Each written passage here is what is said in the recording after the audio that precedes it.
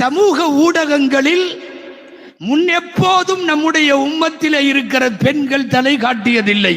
ஆனால் இப்போது ஒவ்வொரு நாளும் சோசியல் மீடியா வழியாக இஸ்லாமிய பெண்கள் புர்காவோடு, சமயங்களில் முகத்திற்கான நிகாபோடு, சமயங்களில் புர்காவும் இல்லாமல் தங்களை அலங்கோலமாக ஆடுபவர்களாய், பாடுபவர்களாய், பேசுபவர்களாய், இரட்டை அர்த்தம் பேசுபவர்களாய், தங்களின் பதிவிற்கு எங்களையும் விரும்புங்கள் என்று பிச்சை எடுக்கிற ரேஞ்சுக்கு தமிழ் முஸ்லிம் பெண்கள் சமுதாயம் இறங்கி இருக்கிற ஒரு சூழ்நிலையில் தான் நாம் நிஸ்வான் மதரசாக்கள் தேவையா என்று யோசிக்கிறோம்.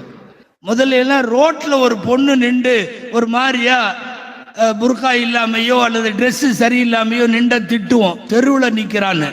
இன்னைக்கு இந்த சோசியல் மீடியாவில் உள்ள பொம்பளைங்க உலக சிந்தையில நிற்கிறார்கள். அழகா ட்ரெஸ் பண்ணி பட்டு சேலையெல்லாம் உடுத்தி நகையெல்லாம் போட்டு தலையில் பூவெல்லாம் வச்சு இதை இப்படி ஒரு தூக்கி அப்படி ஒரு செல்ஃபி அடித்து அப்படி நேராக இன்ஸ்டாவில் தூக்கி போட்டு நான் நல்லா இருக்கிறேன்னா சொல்லுங்க இப்படின்னு கேட்குற பொம்பளைய எந்த லிஸ்ட்டில் சொல்கிறது? எங்க தன்னை அலங்காரப்படுத்தி அடுத்தவன் கண்களுக்கு விருந்தாக்கி நான் நல்லா இருக்கிறேன்னா சொல்லுங்கன்னு ஒரு பொண்ணு கேட்கிறா இல்லையா? இது எந்த ரகத்தை சார்ந்தது? ஷரியத்தின் எந்த இடத்தில் அனுமதி? நீ நல்ல துணி உடுத்தி ஆபரணம் விட்டு அலங்காரம் சூட்டி உன் கணவனிடம், உன் தாய் தந்தையிடம், உன்னுடைய கதவுக்குள்ளே இருக்கிற உன் குடும்பத்திடம் தானே பார்க்க வேண்டும். அதுலேயும் சில பேரெல்லாம் ரொம்ப இறங்கிடுறாங்க. நம்ம பிள்ளைங்க நான் நல்லா இருக்கிறேன்னு சொல்லுங்க, மறக்காம லைக் பண்ணிட்டு போங்க. இந்த இப்போலாம் லைக் பிச்சைன்னு ஒன்று வந்திருக்கு. நம்ம சோத்து பிச்சை தானே கேள்விப்பட்டிருப்போம். இது லைக் பிச்சை. என்னன்னா, நான் நல்லா இருக்கிறேன்னு சொல்லு, நான் நல்லா இருக்கிறேன்னு சொல்லு.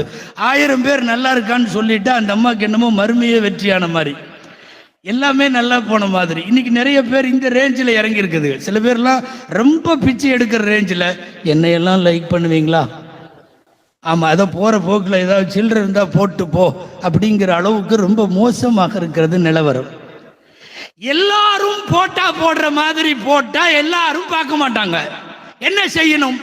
ஃபேமஸ் ஆக வேண்டுமானால், நல்ல பரவலாக வேண்டுமானால் கொஞ்சம் வேற மாதிரி பண்ணணும். என்ன பண்ணணும்? எல்லாம் காட்டுற மாதிரி இல்லாம கொஞ்சம் விசாலமா காட்டணும். இன்னைக்கு அதுதான் நடக்கிறது. அன்பானவர்களே, அகில உலகத்தில் சிறந்த பெண் ஆதமில இருந்து கியாமத்து வரைக்கும் ஒரு பெண் சொல்ல வேண்டுமானால் மரியம் அம்மாவை தான் சொல்ல முடியும். அன்னை கதீஜா ரதியல்லாஹு அன்ஹா, ஆயிஷா அம்மா, ஃபாத்திமா அம்மா ரதியல்லாஹு அன்ஹுன்ன அத்தனை பேரும் தனிப்பட்ட முறையில் ஒவ்வொரு கோணத்தில் அவர்கள் சிறப்பு பெற்றிருந்தாலும் அகில உலகத்தின் சிறந்த பெண்மணி மரியம். மரியத்தை குர்ஆன் புகழுவது அவர்களின் பத்தினித்தனத்திற்காக, அவர்களின் பார்வை உயராததற்காக, அண்ணாந்து எந்த ஆண்களையும் பார்க்காததற்காக, கொள்கையில் உறுதிக்காக, அவர்களின் வணக்க வழிபாட்டுக்காக ஒரு 33 வயது வரை ஒரு ஆண் மகனை அப்பழுக்கற்ற ஒரு சீலராய் வளர்த்தெடுத்த அந்த தாய்மையின் மாண்புக்காக, விண்ணுக்கு உயர்த்தப்படுகிற 33 வயசு வரைக்கும் கடுகளவு குற்றம் செய்ததில்லை ஈசா அலைஹிஸ்ஸலாம் என்று எழுதுகிறார்கள் மார்க்க அறிஞர்கள். சான்றுக்காக ஒரு செய்தி சொல்லலாம். மறுமையில் நப்சி நப்சி என்று எல்லாரும் அலை மோதுகிற போது அம்பியாக்களை தேடி வருவார்கள் என்கிற நீண்ட ஹதீஸில், நான் முழுமையா சொல்லல, 2 வரிதான். ஆதம் அலைஹிஸ்ஸலாமிடம் போகிற போதும், அனைத்து நபிமார்களிடம் போகிற போதும், என்னிடம் வராதீர்கள், நானும் அல்லாஹ்விடத்தில் தௌபா செய்து கொண்டிருக்கிறேன், நீங்கள் முஹம்மதுவிடம் செல்லுங்கள், அவர் உங்களுக்கு சிபாரிசு செய்வார் என்று வரக்கூடிய சஹீஹுல் புகாரியின் நீண்ட ஹதீஸில் இப்படி வருகிறது. ஈசா அலைஹிஸ்ஸலாமிடம் இந்த உம்மத்து போகும். நான் அல்லாஹ்விடத்தில் தௌபா செய்கிறேன் என்று எல்லா நபிமார்களும் சொன்னதை போல அவர் சொல்லவில்லை. ஈசா அலைஹிஸ்ஸலாம் ஒரே வார்த்தை சொல்லுவார்கள், முஹம்மதுவிடம் செல்லுங்கள், அவர் சிபாரிசு செய்வார். நான் செய்த பாவத்திற்கு தௌபா செய்கிறேன் என்கிற வார்த்தை ஈசா அலைஹிஸ்ஸலாம் ஒருவரிடம் மட்டும் மிஸ்ஸிங். அந்த வார்த்தை வரவில்லை. விளக்க உரையாளர்கள் அதை எழுதுவார்கள். கடுகளவில் அல்ல, மனதளவிலே கூட பாவத்தை யோசிக்காதவர்கள் இந்த மண்ணில் 33 வயது வரை ஈசா அலைஹிஸ்ஸலாம் அப்படி ஒரு ஆண்மகனை வளர்த்தெடுத்து சமூகத்திற்கு அர்ப்பணித்த பெருமைக்குரியவர்கள் மரியம் அம்மா. எனவே உலகத்தில் அவர்கள் அகில பெண்களிலெல்லாம் சிறந்தவர்கள். அன்பானவர்களே, இந்த பெண்களை எல்லாம் நவீன காலத்தில் வந்திருக்கிற இந்த ஊடகங்களினுடைய விபரீதங்களிலிருந்து இவர்களை பாதுகாத்து மீட்டெடுக்க வேண்டுமானால் அவசியமான தேவைகள் பெண்களுக்கான கல்விகள்.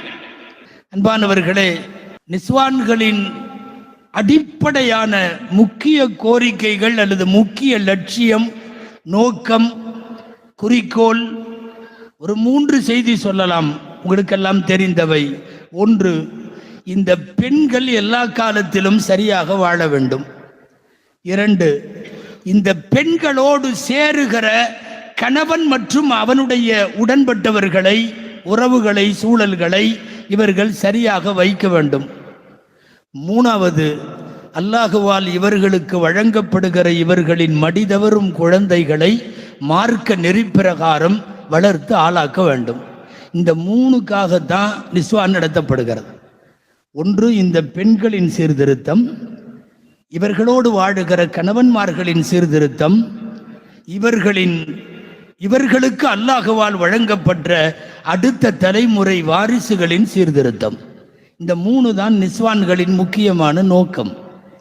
குறைந்தபட்சம் மரியம்களாய், குறைந்தபட்ச ஃபாத்திமாக்களாய், ஆயிஷாக்களாய் உருவாக்க வேண்டும்.